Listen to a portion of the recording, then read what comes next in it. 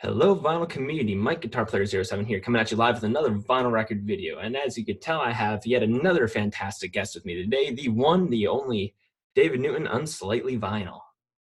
Unslightly, yes. Yeah, you just recently added that. I know that was your Instagram tag, and now you have it on your YouTube channel now, so I figured I'd add that in there.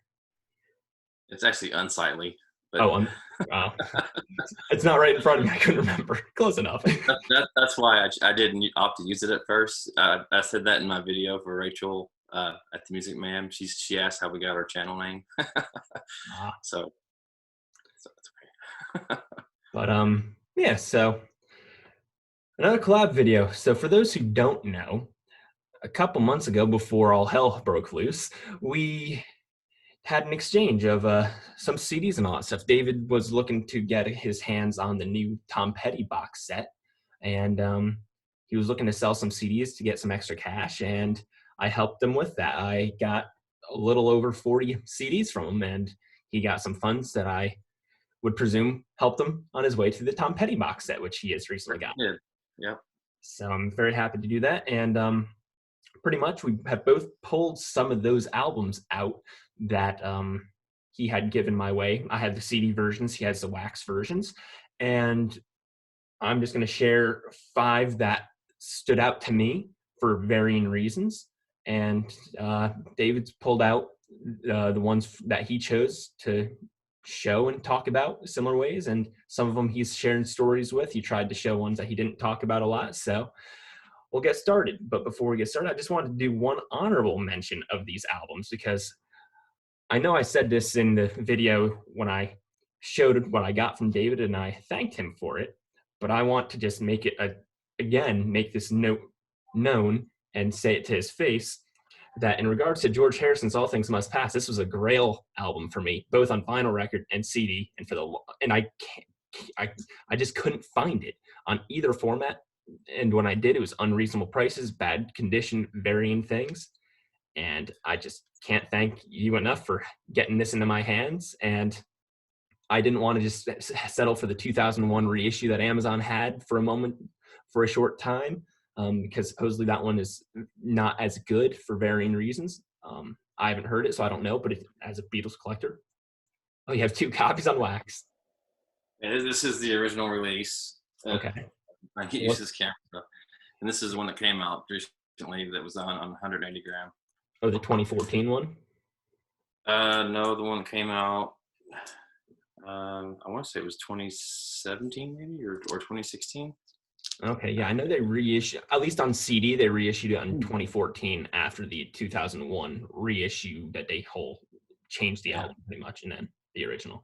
But yeah, this is fantastic. It's one of my top 2 solo Beatles albums of George Harrison's. George Harrison is my favorite Beatle, so I just wanted to give that honorable mention because this is one I'm just curious, is Cloud Nine your favorite? No. No? That's actually one of my least favorites. Okay.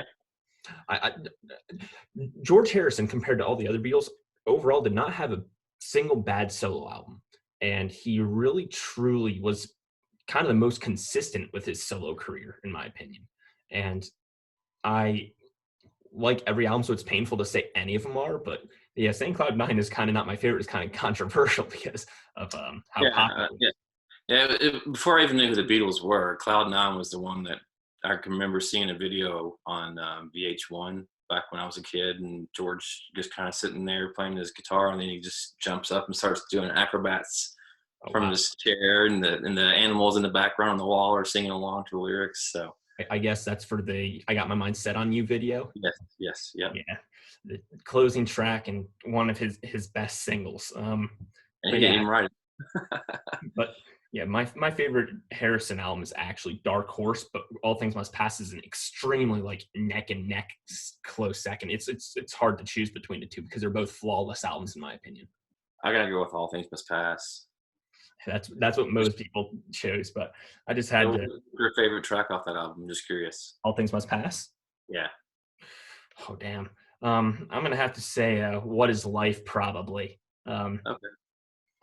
That, or, I really like Out of the Blue, the Apple Jam. That was kind of fun, too. Yeah, I've always been a fan of Wah Wah. That's a fun song for me. That's probably my favorite deep cut from the album, Okay, yeah. um, not including Apple Jam because, I also like Beware of Darkness. That's another good one. oh yeah, as I said, there's not a single bad tune on that album. I guess the Happy Birthday, what was it, Johnny's Happy Birthday, that could have been left without, but um, It's fun, just something impromptu. yeah, it was fun, but definitely on the lookout for the 2001 version of this album, just out of pure curiosity, hear it without the Phil Spector stuff. But I just had to have that honorary mention to thank you for that in person because I couldn't tell you how long I've been wanting that in my hands. Well, you know, this year is the 50th anniversary, right? In November, it'll be the 50th anniversary. So I'm hoping they do kind of a treatment like Abbey Road and Sergeant Pepper, where they re-release it with it remastered, and maybe we can get a cut without the Phil Spector polishing whatever on it. That'd be cool. I don't know if they will do that or not, but that'd be fantastic if they do. I know that Danny Harrison and George's wife Olivia were looking into it. I mean, with all this going on right now, who knows? It could be something that gets delayed for maybe the 55th anniversary or 60th. But Yeah, hopefully not, but we shall yeah, see. But in the realm of non-honorable mentions, I guess we'll go into our 5 picks from the choice that we have. And since you're the guest, I'll let you choose first. all right. I think I sent you what 40 albums you said. A little over 40, yeah. Yeah, and I couldn't remember what all I had sent you, to be honest. It's okay. I know I sent you some Radiohead, so I'm going to go with Pablo Honey. Okay. Is that one that you had never heard before? I'd only heard it one other time before I got the CD. Yeah. I mean, everyone's always, going on about the song Creep. Right. But that song is almost completely different from what the rest of the album is. I really like the song "Been Thinking About You" and "Anyone Can Play Guitar." Those are two great tracks from this album. That glare is horrible. There we go. There we go. Yeah. But yeah, I did enjoy that album quite a bit, and I like the acoustic version that they have as the hidden track as well. It's interesting to hear, because the song is already acoustic to begin with. To hear it even more stripped down is very cool. Yeah. And I actually ended up learning that song because there was a time where, unfortunately, that was the only Radiohead song I knew. So I learned that in guitar, was performing that back in the day. My sister's like, "Ooh, I really like that song." So I think I ended up putting that song on her phone. And I think now that I got that CD, I think I gave her the whole Pablo Honey album now. But It's an easy song, man. Just 4 chords. The whole entire exactly. song. No, That's when I used to enjoy performing when I was in a band, and I can just remember the crowd would always be like, "Whoa!" during that middle part where he gets really high. yeah. Yeah, Were you doing the vocals on that as well, or no? yeah. I was the lead singer and the Okay. guitar player. I didn't play lead guitar; I just played rhythm, but I was a lead singer. Yeah. If it was up to me, I'd be mainly doing rhythm in a band too. So I understand completely. Love the solos, doing solo stuff, but it's not my forte. I was in a 4-piece band, so Okay. All right. So my first pick is gonna be Stone Temple Pilots, Charlie La Dida. Has a CD here, but the glare thing, so I just pulled it out for this. This is out of the 4 Stone Temple Pilots albums I got from you, this is one of the 2 that I had not heard in its entirety before you sent me them. Number 4 was the other one that I had not heard. I've heard Purple and Core before. yeah. What I liked about this one is that, on top of the fact that Days a Week and Hollywood Bitch, the 2 singles are fantastic, but I remember hearing this kind of sounds when I was younger, in the backseat of my mom's 1997 Ford Taurus. I've probably mentioned that kind of story, kind of vibe with this kind of era of music before. It's just the whole sound as a whole. I really enjoyed it, and of course, I knew this is more of alternative rock and not as much of the grunge rock and alternative rock combined into one, compared to the Core and Purple album, and even number 4 to an extent. Number 4 was kind of heavy too. Yeah, it was pretty heavy. I think that was released right after Scott Weiland had gotten out of don't know if it was Jail or Rehab. It was one of the two. But yeah, that was a pretty heavy album. This one was kind of like in the same vein as Tiny Music from the Vatican, right? Yeah. It had a mixture of both heavy and kind of more softer acoustic songs. Yeah, what I liked about this is I think they definitely made up for number 4, because number 4 isn't not a bad album, but I didn't like it as much as I liked the other 3. Mm-hmm. But this, as I said, I chose the ones that kind of I liked more than I thought I was going to like it, because obviously I liked all these bands, otherwise I wouldn't have wanted them. But stuff that I was exploring. That's a good album. I think one of the tracks that I like, besides the 2 singles you mentioned, there's one called Bipolar Bear, I think. Is that Yeah. one of the tracks on it? Yeah. Oh, yeah. Yeah. No, there's not a bad track on this album. I truly like this in its entirety. Do you by chance have their self-titled album that came out right before Scott died? From like 2010, the one with like the peace sign on it. Yeah. Yeah. That's a good album. I like that one too. All right. I think the next one that I want to show is Jet, Shine On. I know you listened to it. I think you were actually kind of quite surprised by how much you liked it, right? That was actually one of my picks here. Yes, because I knew the song "Are You Gonna Be My Girl" because of the DS game Guitar Hero on Tour. Mm-hmm. And so that was my introduction to the band Jet. And then years ago, an ex-girlfriend's sister got me a copy of Shaka Rock and Get Born digitally. And then I saw you were getting rid of the Get Born and this on CD, and I was like, oh, I definitely want the Get Born because that's a great album. And then I was like, I want to explore them more, so I brought this as well. Yeah, this is a great album. I really like the track "Bring It On Back." That's one of my favorite ones off this album. Yeah, that's like definitely maybe. Yeah, track 4. Yeah, "Bring It On Back" was actually no, that wasn't a US single. I think that was only a single in the UK, actually, that one. I think the only single that was released in the US on this one was "Put Your Money Where Your Mouth Is." Yeah. And I really like the title track too, "Shine On." It's a great song. Really not a bad song on the album, if I'm being honest. No, yeah, this has the normal Jet sound, and it has a little bit of quieter moments, but really it's just a solid, hard alternative rock album. Yeah, this album came out, I think, right after Nick's dad died, the lead singer. And so it's got some songs that are kind of tribute to him. So, yeah, good Do you album. know which song by chance? Well, I know "Shine On" was written for his dad. Okay. Because I haven't heard the album enough to know all those inside stuff yet. Most of these I've only heard once. Yeah. But it has some cool band shots in the booklet as well, which is nice. And, Atlantic never really put out bad albums overall. So I saw that it was on Atlantic once I got it, and I was like, oh, I'm in for a treat. Yeah, I know the band broke up after Shaka Rock, and I don't think they've released anything as side projects or as solo efforts, at least not that I'm aware of anyways. Yeah, I think that they rebranded together in 2016, though, didn't they? Oh, did they? I don't know. I've not seen anything new be released from the band since Shaka Rock.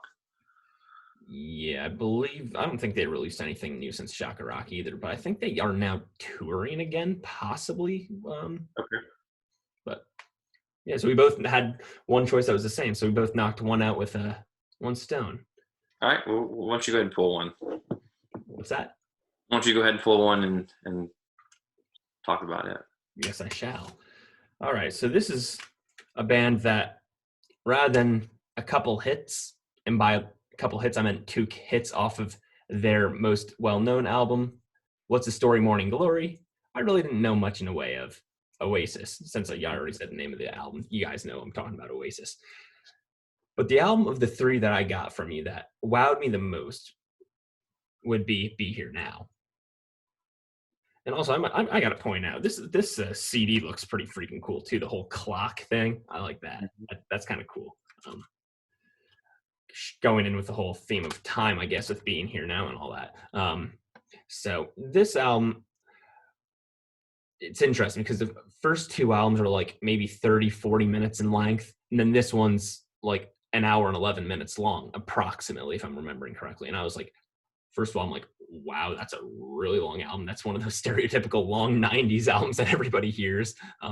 Because one of the reasons why I wanted all these albums from you is the 90s and early 2000s I slack with my music knowledge. So I was like, oh, I'm going to get better, well-rounded, or start off getting more better rounded with these albums. And I was like, okay, that's more what I expected from a 90s album of this era. And obviously we know Oasis. It's some call it Brit pop. I just call it pop rock. But Yeah, that's probably one of my least favorite albums from the band, to be honest. But I really do like the opening track. Do you know what I mean? I just remember the video of that from back in the day where they're kind of in this abandoned wharf or airfield, and there's like helicopters and smoke bombs going off. It was a really cool video. I like the track Magic Pie. Of course, any track where Noel Gallagher is saying lead vocals, I was always a fan of. yeah, I really like There's a Stand track By on there. Go ahead. I Stand really By like Me. Stand By Me, yeah. Yeah, that's another good one. Don't Go Away is a great one. The Yeah. only track that on that I'm not really all that nuts about is All Around the World. It just goes on and on and on. Yeah, I mean, I like a lot of the songs to overall kind of do, because this album has probably some of the longest works they've done, or at least of the three albums I know by them now, which I liked and didn't like. Obviously, you know me as liking the prog stuff, so of course I'm used to liking the long music. But yeah, Stand By Me also is not to be confused with the Benny King and the Drifter song. It has no relation, completely different tune. But this was the of the three, it's the one that stood out to me. And I've only heard these albums like 2 or 3 times each, so I don't have like a full solid thought process on them yet. But obviously I enjoy them. And this one just stood out because it doesn't sound the same as the first two. And Yeah, it's definitely different. A fun fact here, I don't know if you saw my video that I made for Best Game On, but on the track Fade In Out, Johnny Depp plays slide guitar on that one. oh yeah, track 7. Yep. Yeah, I think I remember you mentioning that. But yeah, the what was I gonna say? I think there was some sort of like upon the release or for the campaign promoting this, there was like some journalism gag orders that went around at some point. I don't really know the tactics and all that. I think it was around like the press and all that stuff. I don't know if it was speculation and just a bunch of nonsense or real stuff. I don't really know the history of it. But when I was doing some reading about this, when I was listening to it for the first time, I remember reading something about that. I don't know if you know anything about that. Nothing I recall. I know the front cover there has the date that the album was released. Was it 8/21? I think was the date. 8/26. Right, yeah, 8/26. Yeah. Oh wow, I did not realize that was a release date. That's actually kind of cool. Yep.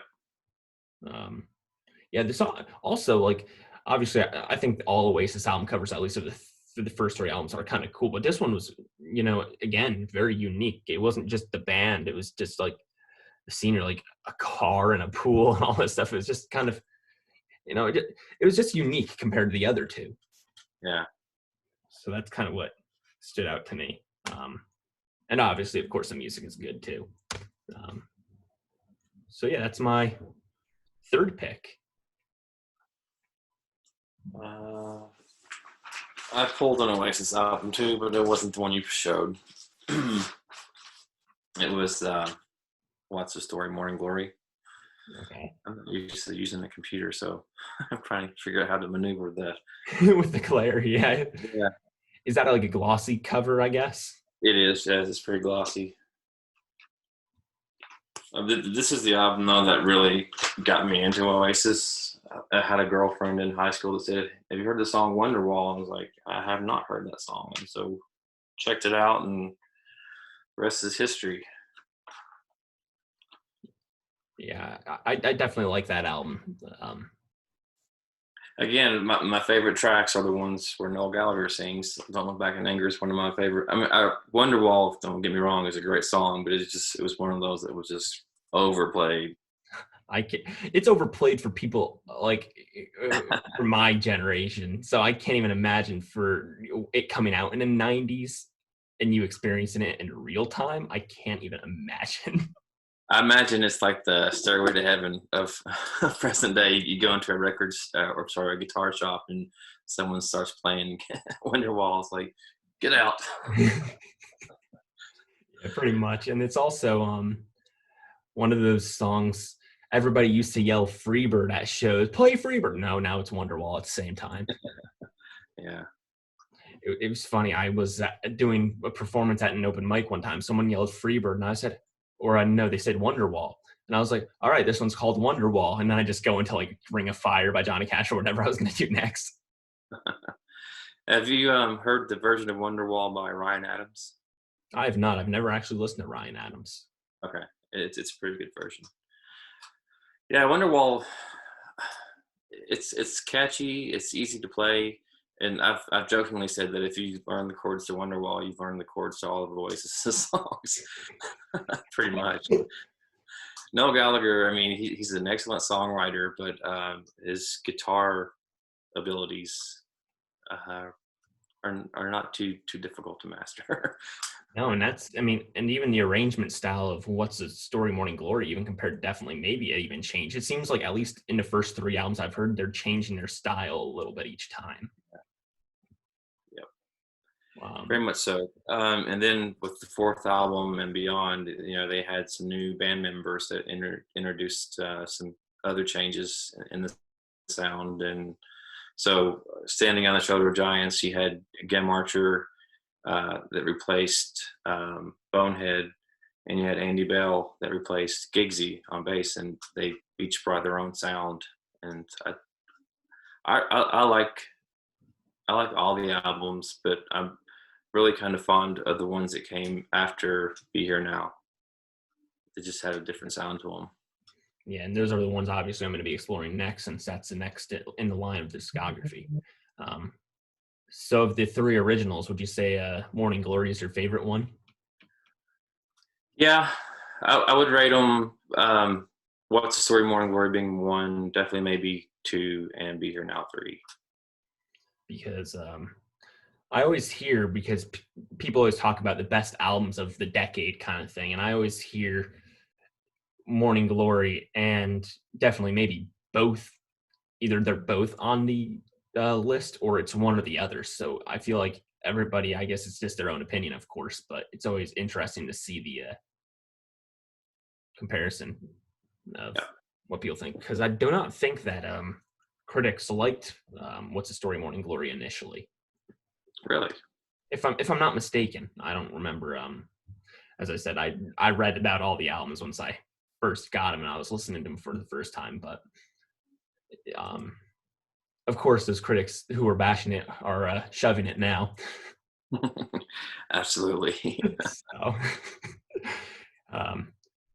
it's just like I always talk about Mannheim Steamroller with their Christmas music, same situation. So Yeah, I'm not really familiar with Mannheim's. They have, the 1 or 2 tracks they play every year at Christmas time, but I've never actually listened to any of their other stuff. Okay, well, their Christmas stuff is what they're most well known for. The Deck the Halls pretty much is the main one that you hear every year. But they didn't put out a bad Christmas album overall. I want to say it was 2007, they released an album called, what was it called? I believe it was called Christmas Song.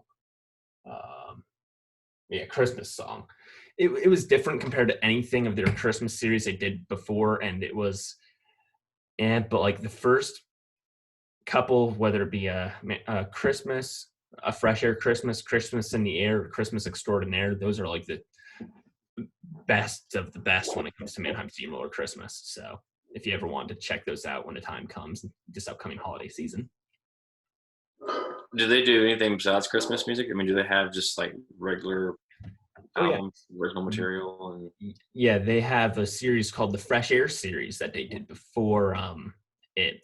And that's actually why everybody or a couple critics were like, your career's going to flop after you do a Christmas album, because many people at that time thought that, oh, you're doing your own stuff and then you do a Christmas album, it was selling out. Yeah. Whereas, so he had the Fresh Air series, and I believe it was only the first 4 that had come out before the Christmas album. Don't quote me on that, I might be wrong with that, but it was only the first couple, and there's only 8 in the Fresh Air series anyway. But the first 4 are based around the 4 seasons, summer, spring, winter, and fall, and all that, which is kind of cool. So I kind of like to play those like the first couple days of the season on top of playing them whenever else I like to listen to them. But So is it original material, or is it like the music of Vivaldi? Original material. Okay. Oh, yeah, I forget that the Vivaldi had that 4 seasons thing too. Yeah. Yeah, it's like new age music that I'll have to once we're done recording, I'll have to play you a sample of some Mannheim Steamroller. I'll pull out, even though it's a Christmas album, I won't show you Christmas stuff. I'm going to pull this, since my Christmas album's right here, I'm going to pull that out so I remember to show you some Mannheim Steamroller after this. Cool. And they also have some themed ones, like they have like Daybreaks, Morning Coffee, or romance stuff and all that. And they even did one that I haven't heard yet, but they did one called Plays for the Mouse or something like that, which is a Disney one. So, and they're all instrumental, no vocals. For the most part, yeah. Occasionally there's vocals, but overall it's all instrumental. Okay, cool. So, which is interesting that we're talking about instrumental, because this next album by this next group was one that changed from being a lot more acoustic driven to a little bit more electronic and ambient, and a little bit of jazzy with some 20th century classical music kind of vibes. Can you guess what album I'm talking about before I even show it? Pet Sounds? No. No? Yeah, I don't know. Kid A. Oh, Kid A, yeah. My favorite. Yeah. So what's cool about this album, other than the fact that it sounds like no other Radiohead album, which, by the way, earlier today, I finally got a chance to listen to the Bends on Spotify. I liked it. Because I know you're telling me that I have to check that out since I never heard it. But I'll tell you, this album is fantastic. This is easily my top 2 Radiohead albums, because I just heard Everything in Its Right Place. Everything in Its Right Place. And I was hooked right from the beginning. I think that was the first single from the album, and I liked that. But when I saw them perform on SNL, they did, I think, what's the first track on the album? I can't remember. National Anthem, maybe. National Anthem is 3 tracks. Yeah, they performed National Anthem, and that was just a little out there for me. Okay. I mean, it's definitely an out there album, and that might be one of the reasons why I like it so much. Oh, that was one of your choices too? Yeah, it's a 10-inch. Oh yeah, I think you recently showed that in one of your videos, a 10-inch for actually it probably was for the 10-inch showcase, I believe, that you did. Yeah, it was a 10-inch thread. Yeah, so oddly enough, Kid A and Amnesiac are the 2 albums that came out back to back, and they're both 10-inch records. I don't know why that's the case, but yeah. So yeah, Everything in Its Right Place is one I really liked. Optimistic was another one I liked, but they played the national anthem on SNL, and I don't know what Johnny was using. Johnny Greenwood, the guitarist, he was plugging things here and there, and it was just loops and stuff going on. So it was just different. Yeah, it's definitely one of the. That's probably not the choice I would have done if I was going on SNL to try to promote a new album, but it was cool because they relied. This was one of the first albums that ever solely relied mainly on the use of the internet from promotional material. Yeah. Because in the year 2000, I believe this came out. Yeah, 2000. Yeah. That's when the internet started really blowing up. I guess it's really started in 1995, but it was 2000 is like, ooh, internet. So um, And I think it was later on, maybe with the album In Rainbows, where Radiohead allowed you to name your own price of what you were willing to pay for the album. yeah, I remember Radiohead did that with one of their albums. I wasn't sure which one it was. I believe In Rainbows was 2006, 2007 ish. Yeah. Um, that's the last. I mean, I've heard almost every Radiohead album, but of the essential Radiohead albums, that's the last one I need to hear. Oh, it's a good one. It's one of my favorites. Yeah, I always hear that.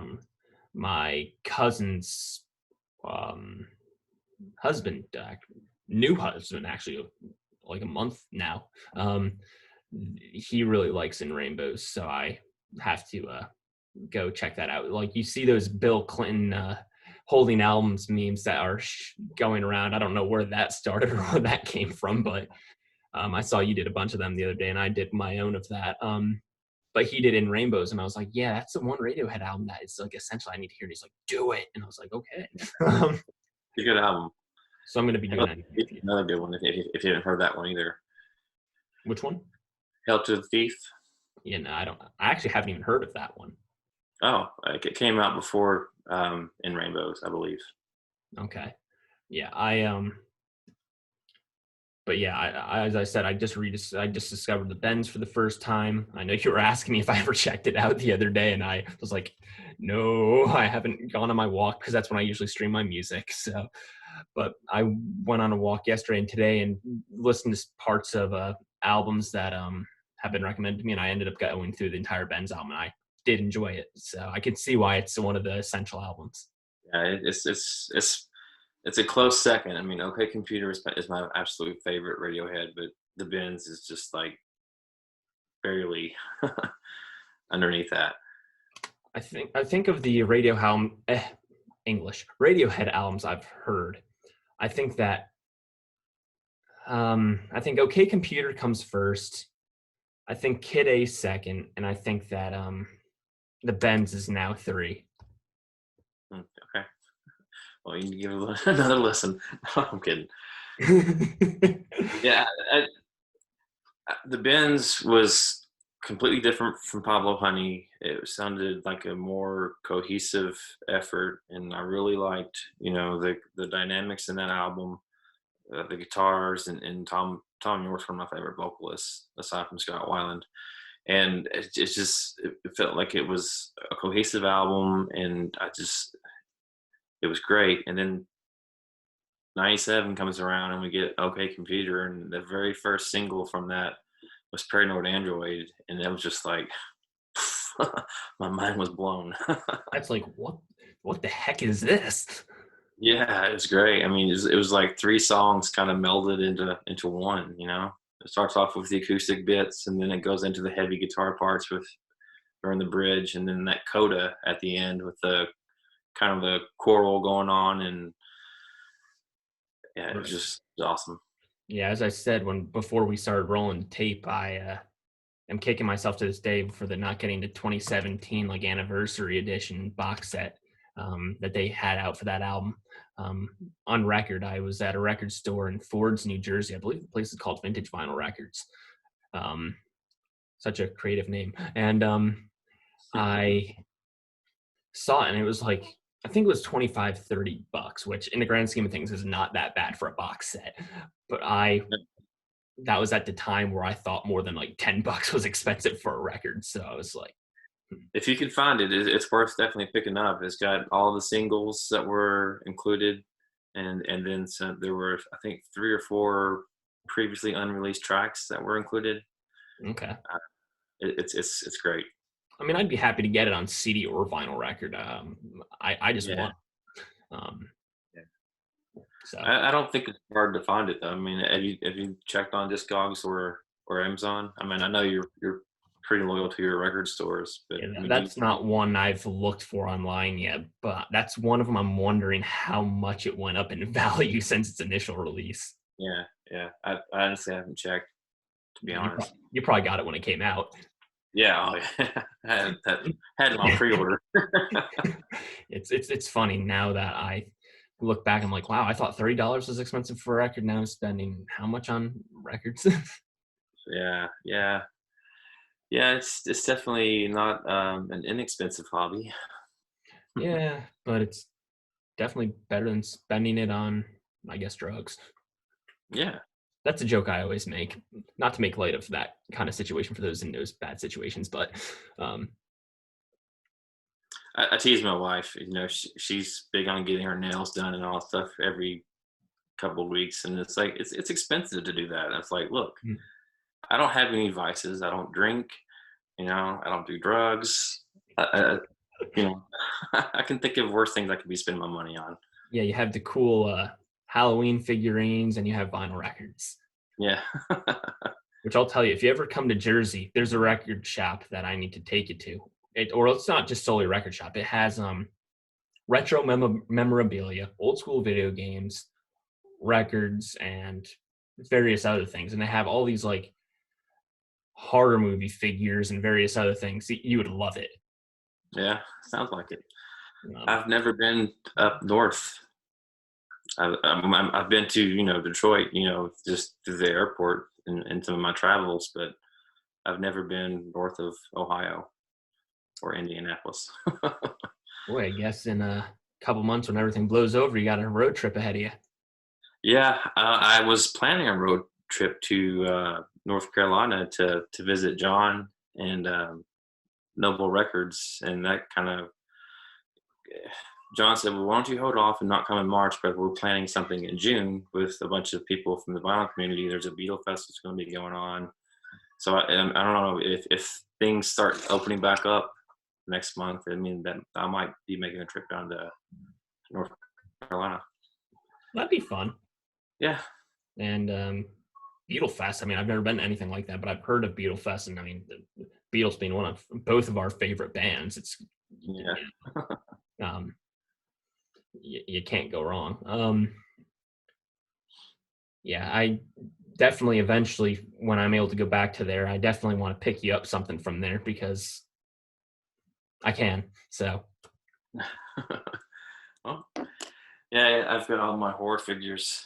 I mean, look at that, all right behind you, I've and slowed down on those. then a lot of those movies I've seen, a lot of them I might not have even heard of. A lot of them I haven't seen. You know how I am with my movies. Yeah. Have you at least got around to seeing Young Guns? Not yet. I do want to. That's actually one I haven't even gotten a chance to see if it's on Amazon Prime yet. That's because it's down on the bottom of the list. So um, I'm slowly seeing what's on Amazon Prime and what I need to either rent or whatever it is. So,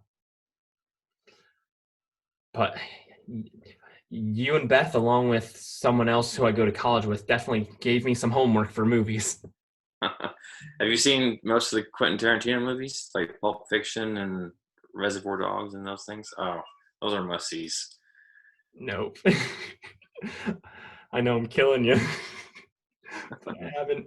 Um, Well, so it looks like we got one more record to show okay. each, and my choice is the Verve's Urban Hymns. Another one of those great albums from 1997. It was a Yeah, typical year for me. yeah, my birth year. This Oh, came out. This came out a little over a month after I was born. jeez, am I really 20 years older than you, Mike? 20 years. I'm Oh, 22, but I think you learned that on my Instagram live the other day. Um, yeah. I was born in 77. okay, but yeah, August 14th, and this came out September 29th. So, um, this album opens with Bittersweet Symphony, which is one of the highlights of the late 90s in regards to music. That things like Wannabe by the Spice Girls and all that, which is a completely different realm compared to this, but, uh, you know, Bittersweet Symphony, as I said earlier in this video, and even on the when I got these initially, that video, that song just brings me back. I always remember hearing that from when I was younger, and I put it on again, and I'm just like, wow, just a wave of nostalgia kind of feeling, even though I don't really have much in the way of memories or anything attached to it, rather than the fact of just remembering hearing it back in the day. Um, it just kind of brought me back. And then I didn't even know that I knew other songs on here. Like I knew the song Sonnet, Lucky Man, and what was the other one? Something about drugs. Burger and Water. Drugs don't work. Like Yeah. that. But really, well, all around a great album. You had another earlier album by them that after I heard this album, I was like, damn, I should have grabbed that too. But, Yeah, History, or not History, Northern Soul is another great album. Their early stuff is a little more psychedelic, I guess. I mean, you got these long jams they do, and okay. the lots of reverb on the guitars and that kind of thing. But Northern Soul, it was just Bittersweet Symphony. I mean, that sampled loop that they got from an old Rolling Stone song. It's just it's great. And then you had songs like Sonnet that you mentioned before, and Lucky Man, and it's just I really like Richard Ashcroft's songwriting. I like his vocal style. It was just something different. It wasn't quite Oasis. It wasn't quite Radiohead. I mean, it was his own sound, but it was great. Yeah, and I mean, I don't know the history of the Verve, but I wouldn't be surprised if they were only getting little to no attention, unfortunately, until I feel like, just like with Pink Floyd's Money, I feel like the Bittersweet Symphony was what put the Verve on the map. Yeah, I mean, I think Urban Hymns was their fourth studio album, maybe. I believe so. Yeah, but you're right. I mean, they had some minor success with songs like History from Yeah. Northern Soul.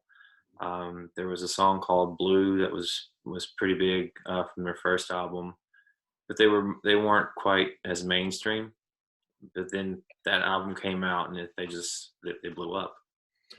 And I don't know how this sounds on vinyl record or if they have like an audiophile pressing of this album. And I'm no person to have all that fancy audiophile stuff. I have some lo-fi stuff, but like I don't go out of my way to find it. But this Mhm. is one of those albums that, due to its complex and immersive like nature that this album has, I feel like an audiophile version of this album would be amazing, or even a 5.1 surround sound mix would be very cool to hear. Yeah, I'm kind of like you in that I don't really go out of my way to seek out those kind of pressings, but it would be interesting to hear how it would sound on MoFi or as you mentioned 5.1 surround. I mean, I don't have the equipment probably to enjoy that. I mean, I just got a simple Audio Technica turntable and some bookshelf speakers I got at a Goodwill for like $12. So Yeah, if yeah, in the 90s my dad bought a whole surround sound system for her first house, that me and my mom, or my mom and him had. Boy, if I had the house, I wasn't even born yet. But um yeah, we have a 5-channel surround sound in our family room, so like watching movies and all that stuff. So I don't really have much in the way of 5.1 uh, surround albums, with the exception of the 40th anniversary of Jethro Tull's Stormwatch. mm, That I have. It came with the remixed album, and then it has a stereo or a 5.1 mix. So it was cool to hear, but I feel like something like the Verve's Urban Hymns, or even I just talked about the Radiohead album, I feel like that would be very interesting to hear Kid A in that format, or even OK Computer for that matter, because OK yeah. Computer is with all the stuff that's happening in OK Computer too. Um, but if they have it, they have it. If they don't, they don't. I'm not going on. It's as I said, I don't go crazy for that stuff, even though they are cool. Yeah, yeah. I don't think of all the albums I have, and I think I have almost to 1,000. I want to say that the Weezer Blue album is the only one that I have that's a MoFi, Okay. really. And I didn't get that intentionally. I just wanted the Blue album, and it happened to come that way. Yeah, So I was gifted this past winter that album. Like I think it was a 2016 direct metal mastering pressing of it. Mm-hmm. Um, so I have a audiophile version of that one too. It was cool. The only Weezer album I have on vinyl record. So I've got 3 or 4 of them. I think I have the blue one, or I know I had the blue one, the green album, Let's Make Believe, and then the one that just came out on Record Store Day last year, the Teal album with the cover songs. covers. Yep. Yeah. How do you like the covers album, the Teal album, compared to their other stuff? I like it. I mean, it's just Weezer doing cover songs. Okay. I, Yes. it, I mean, I like the song choices that they made. I mean, it's just got a little bit of everything. It's got it's got ELO, it's got Aha, Michael Toto. Jackson's on there, Toto, yeah.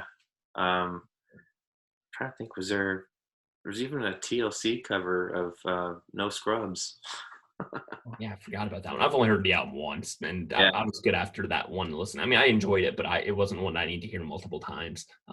yeah, that was one that I was actively after on that particular record store day. That along with the soundtrack to I Am Sam, which is another covers album of Beatles songs. It's a pretty good album if you haven't heard it. I haven't heard I Am Sam, but I've heard good things about it. Yeah, it's pretty good. Interesting story about that album is the movie had, I think, originally used the Beatles music in the film, and they, I guess, were told they couldn't use it, so they had to find artists to do cover songs of the actual songs. So you got the Wallflowers doing "I'm Looking Through You," but they had to make sure it was in the same tempo and everything else, for it to fit in the movie. So Right. Yeah. If the movie's already recorded, yeah, that must have been a royal pain. yeah, so the covers are pretty much close to the original versions, aside from the different bands and different vocalists singing the songs. It's an excellent album. Yeah, I remember seeing, I don't know if you follow Rachel's Records, but I remember her talking about that album a lot when it came out. Rachel Records. Is she the one that sent you some Disney albums, or you sent her some Disney albums? I sent her some Okay, Disney. yeah. Okay. I know Rachel, or I know of her channel, anyways. Yeah. She's another one I'm trying to do a collab like this with in the near future. So that'll be fun, hopefully. Yeah, I've enjoyed these collabs videos. I saw that you did one earlier today with Dylan and Emma. That was a lot of fun. Yeah, I posted that today. You had us rolling. I've read all the comments, but I haven't gotten the chance to respond to any of them or even like any of them. But you guys had us laughing because I screenshotted your comment and post, sent it to our group text chat. Were you guys born even in 1999?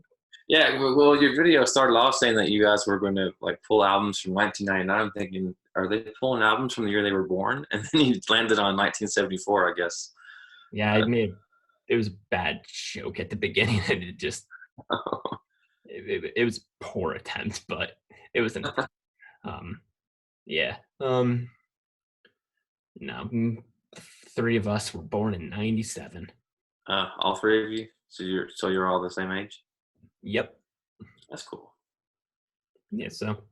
And Dylan's actually in Jersey too, right? Yep. He's 2.5 hours from me. He actually lives 30 minutes from where my sister goes to college. Okay. And Emma's in Chicago.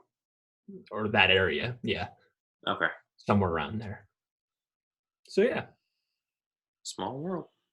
Yes. Did you have one more record to show? I pulled Pet Sounds because I know that was one that I sent you. I don't remember if you said that this was one that you had on vinyl, but you didn't have on CD. Is that what the case was, or one you never had in any? I just didn't own it. I didn't have it in any format, so I was happy to have it in any physical form. Is it one you listened to yet? Oh yes, I've listened to every single thing you've sent me except for the Led Zeppelin BBC as of this moment, other than the Christmas ones. Did you like Pet Sounds? I did. It's a good album.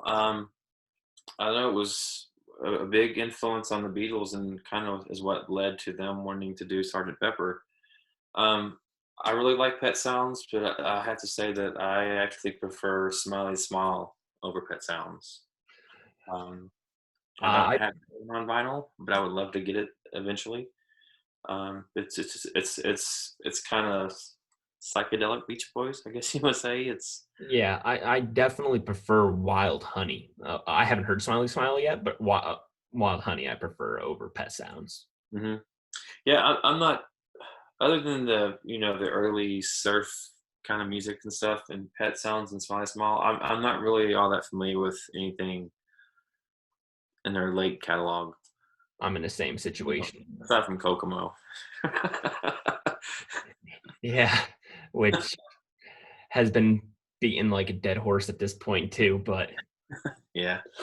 it's a good song, but it's definitely not their best. Yeah.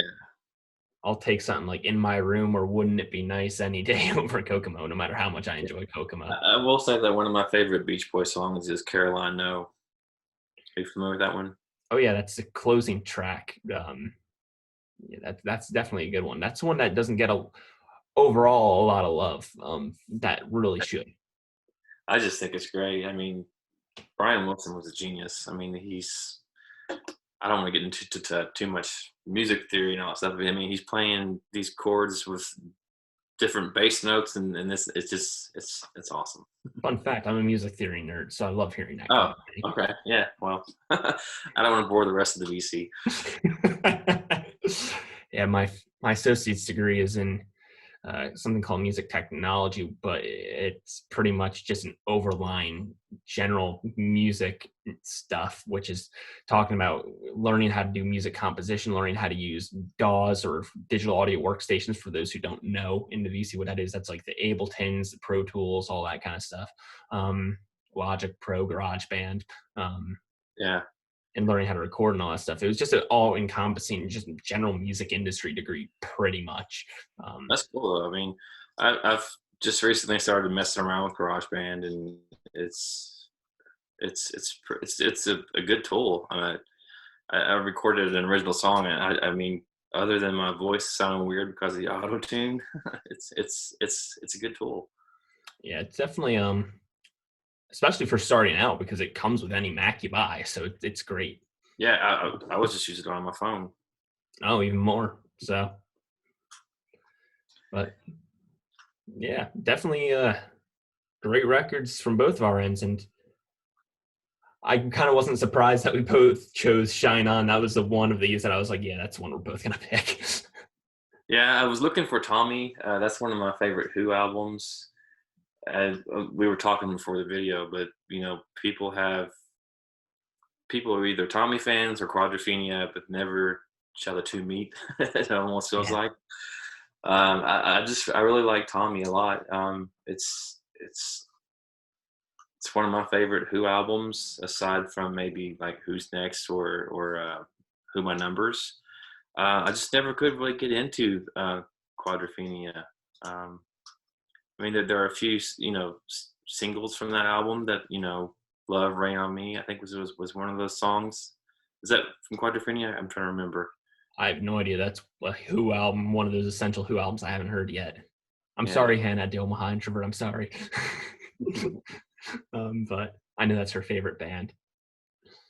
yeah. My good friend Matt, the one that kind of introduced me to the Beatles, is also one that really is a big Who fan, and I never really was as big a Who fan as I am of say the Beatles or Eric Clapton. So my knowledge of the Who stuff is very limited. Yeah, of the three like big rock groups out of that time, I'd have to say the Beatles is my first, then Rolling Stones, then the Who, even though they're all fantastic. Yeah, yeah. I would say the Beatles, Stones, and Clapton are probably the three that I probably know the most about as far as what's in their catalog and stuff like that.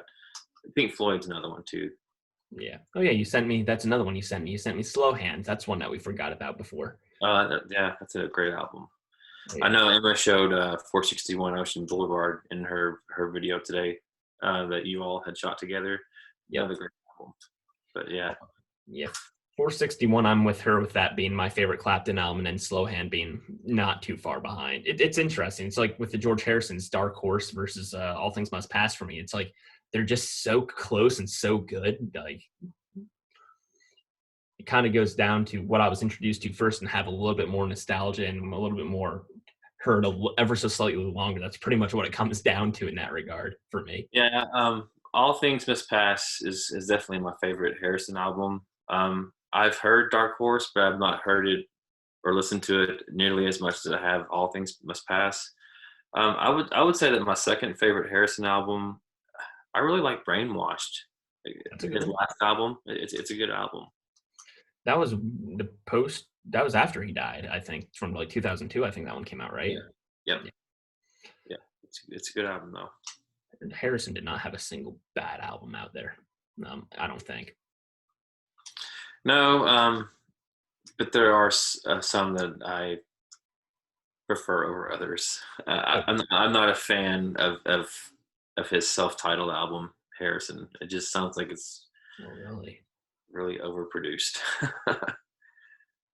I believe that was his second album he had on his Dark Horse label. So I guess trying to establish himself and the label that he created, I could see where it was a little overproduced. I still enjoy it very much, but I Yeah, can totally see that perspective. that's the cover where he has the perm going on. It's like,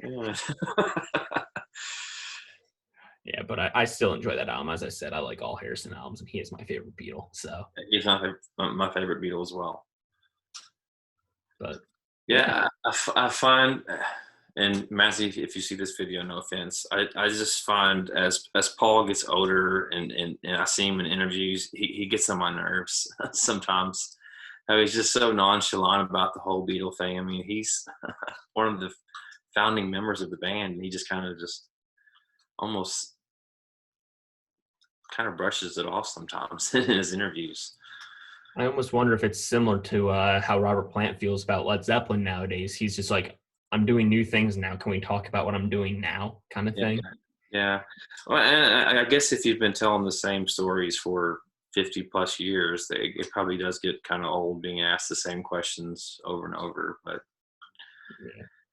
Yeah. yeah, you can tell that when Ringo's being interviewed, he definitely appreciates his past and stuff like that. But sometimes I just feel like McCartney just, it was a stage of my career. I've done things, as you said, Mhm. besides the Beatles. That's actually another one that we forgot to mention before. You sent me Tug of War as well. Oh yeah, yeah. That's a good album. That has the song that he wrote as a tribute to John after Mhm. he was assassinated. Yep, Here Today. It's a great song. it Um, is. Um, I'm trying to think. Is that the one that also has Ebony and Ivory on it? yeah, I believe that's the closing track on that album. Yeah, yeah. But all fantastic stuff. All great stuff. Well, I'm glad you enjoyed it. There's not a big single bad album that you sent me. Some I like more than others. Some I heard the first time was like, but then I heard it a second time, I was like, okay, I see you now, kind of thing. Yeah, yeah. I'm trying. I sent you what Semisonic was another one that I sent you. Yep. Some Chemical Brothers. Yep. Surrender. Uh, That was one I needed to hear more than once to get into. To Surrender. I like some I sent you industrials. a bunch of Beatles, right? Too, right? Where there's Oh yeah, you sent me Please Please Me with the Beatles and Beatles for Sale, yeah, yeah, and Let It Be and then Let It Be Naked. yeah, because it had the Fly on the Wall extra disc, right? I Yeah, think it did. Yeah, the interview disc on the Let It Be Naked.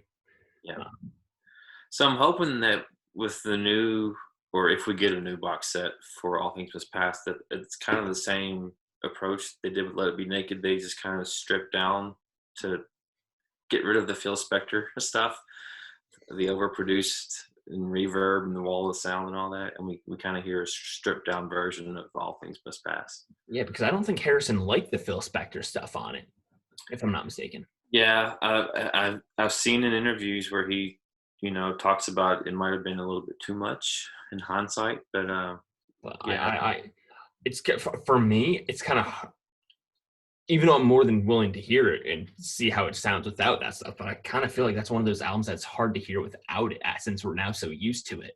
yeah. I mean, it's 50 years old. I mean, we've been listening to it for years. Yeah. Yeah, but it would still be interesting to hear it though, in my opinion. Oh yeah, without a doubt. And if they do a 50th anniversary, it'll be on my pre-order, and I'll be buying it, and it'll be great. Yeah. But anyway, that was our picks. That was some cool stuff that I got from David, and his take on some of the albums he sent me, and then some takes on the stuff that I got or have that I hadn't heard before that were my takes. And then David could expand upon a little bit more since I don't know as much about them yet. So hope you guys enjoyed watching, and obviously check out David's channel. Thank you, David, for joining me. And anything else you want to say before we sign off, David? No, just I hope everyone's doing well. And thank you, Mike, for having me on your channel. And this was fun. I hope to do it again soon. Absolutely. Maybe you'll see me on David's channel in the near future. Only time will tell, as Asia says. So, as I said, thank you guys for watching. And I'll see you guys in the next Vinyl Record video.